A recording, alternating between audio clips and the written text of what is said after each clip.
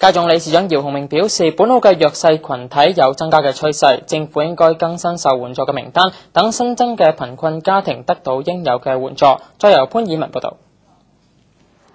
家總數據顯示，目前獨居老人對物資上嘅求助新增咗20%，反映弱勢群體正不斷增加。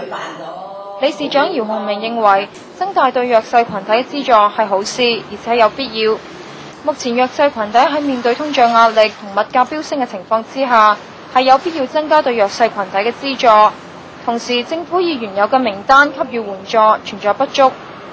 問題就係，如果單純係從佢哋原有嘅名單去進行呢，我覺得仲係有欠缺嘅，仲係需要通過呢啲社會服務團體呢去進一步深入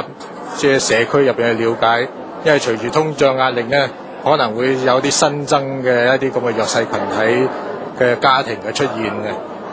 為獨居長者同埋單身家庭一齊歡度中秋佳節，家總同黃恩碧聯合舉辦咗明月表愛心2007聯歡會，表示對弱勢群體嘅支持同埋關懷。活動中主辦單位派發月餅同埋利是。